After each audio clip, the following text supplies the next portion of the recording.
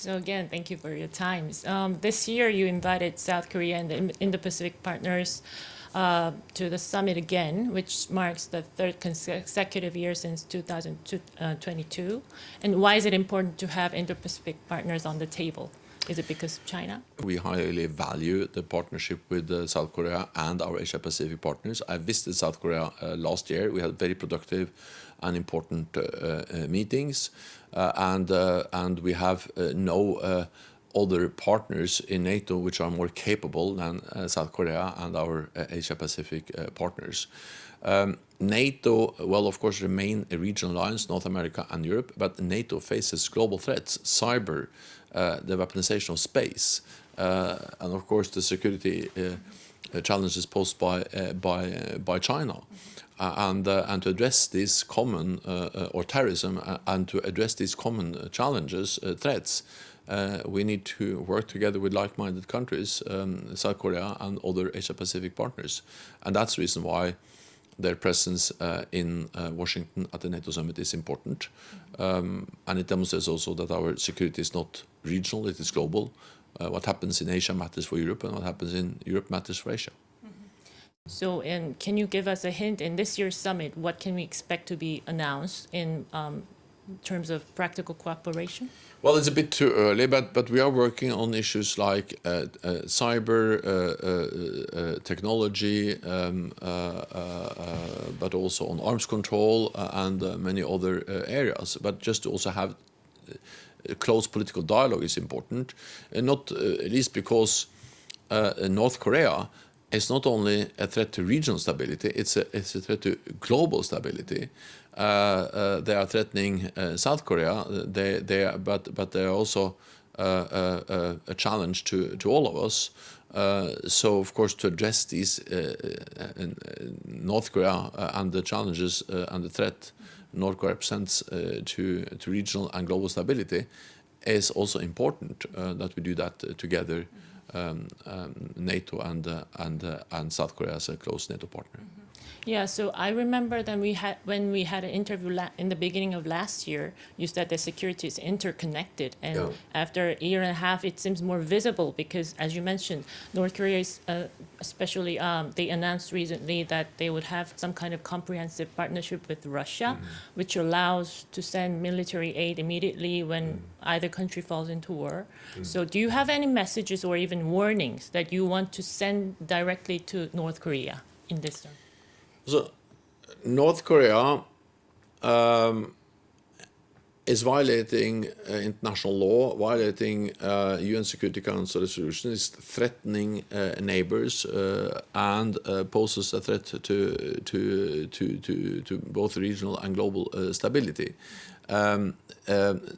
North Korea should not support Russia's illegal war against Ukraine. And I think what we see in Ukraine is that security is not regional, security is global.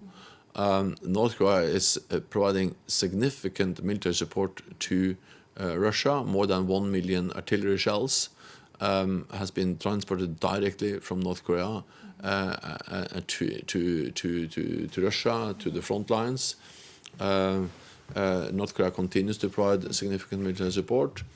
And the signing of this mutual defense agreement just highlights how much aligned Russia and North Korea now is, and this is something which we have to take very seriously, and also demonstrates how authoritarian powers are more and more aligned: Russia, North Korea, Iran, China, and it makes it even more important that democratic nations work together. But when I ever have a chance to ask you a question in press conference, I always ask you about South Korea sending lethal weapons to Ukraine. Yeah. But this time, after the partnership announcement, South Korea actually mentioned for the first time that it would consider sending arms to Ukraine.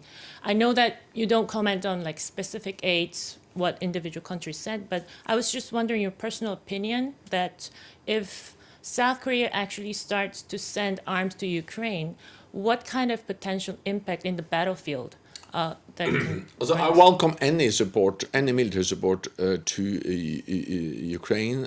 South Korea has an advanced defense industry. You have high-end capabilities. You have big amounts of ammunition and other things that Ukraine needs. But of course, it is for South Korea to make those decisions. It's not for NATO, and we respect the decisions you will make. But again, this is something that matters for our security, because and also for the security of countries in the Asia Pacific, because if President Putin wins in Ukraine, it will not only be a tragedy for the Ukrainians, it will also send a message to authoritarian leaders all over the world that when they use military force, when they violate international law, when they invade the neighbor, they get what they want. So North Korea, President Putin, they want NATO to fail. They want the US to fail in Ukraine, not least to be able to have a stronger position also in Asia. So again, it demonstrates that our security is interlinked, and any military support to Ukraine will be welcome. But again, for South Korea to decide. Because Russia is like day by day they're reacting so much to this. South Korea is just warning. I would say. So I was wondering, is this kind of a thing that Russia really is afraid of, actually, like Korea actually starting to send directly arms to Ukraine can change a lot of things in the battlefield? Is that why? It will make a difference, of course. But I think it's important that we should not have some kind of moral equivalence between North Korea's support to Russia and potential support from South Korea to Ukraine, because we need to remember what this is. This is a war of aggression. Russia has violated international law, attacked a neighbor, and is conducting a war of aggression against Ukraine. So, of course, support to Russia's illegal war is illegal, and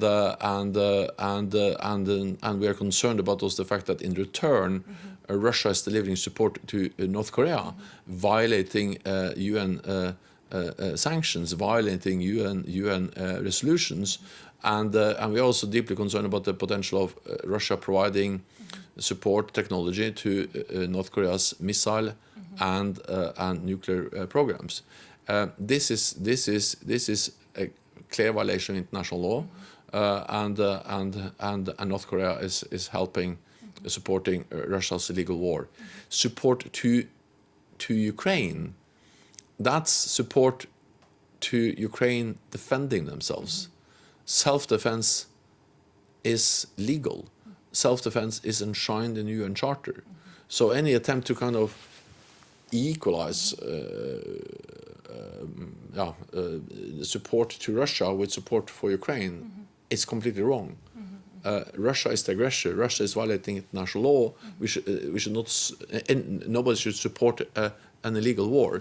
Support Ukraine is actually help to Ukraine uphold international law, uphold the right for self-defense. That doesn't make South Korea or any NATO ally party to the conflict. We have the right to support Ukraine without becoming party to the conflict.